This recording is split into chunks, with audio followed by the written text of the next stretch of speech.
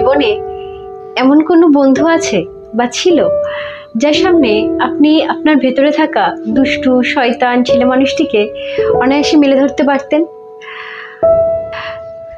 নিজের মনের গভীরে থাকা ছোট থেকে ছোট ইচ্ছেগুলোকেও নির্দ্বিধায় তার সামনে বলে ফেলতে পারতেন? যার সাথে দিন রাত কথা বলার পরেও সময় যেন অনেক কম হয়ে যেত। ফোনের SMS-এ টাইপ করতে করতে হয়তো কখনো রেগে যেতেন, বা কখনো একা একাই হাসতে শুরু করে দিতেন। যে সম্পর্কে কখনোই সরি বলার খুব একটা প্রয়োজন হয়ে ওঠেনি। একটা দীর্ঘ মেয়াদী রাগের পর হয়তো কথা বলার শুরুটা কিছু এইভাবে হতো, আমি বলছি জানি তো। রাগ শান্ত হলো, তারপর আবার শুরু হয়ে যেত গল্প পর্ব।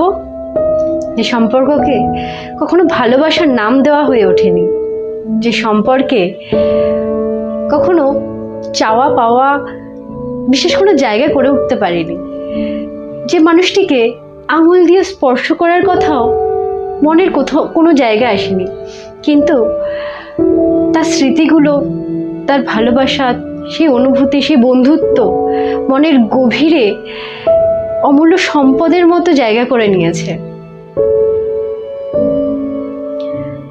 যে মানুষটির সাথে হয়তো আজ আর পথ চলা হয়ে ওঠেনি, কিন্তু আজও সেই মানুষটি আপনার জীবনে ঈশ্বরের প্রার্থনা হয়ে থেকে গেছে।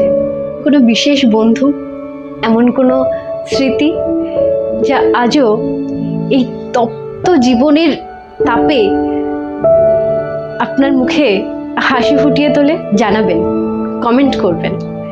আর যদি ভালো লাগে ভিডিওটি লাইক করবেন, শেয়ার করবেন আর সাবস্ক্রাইব করবেন।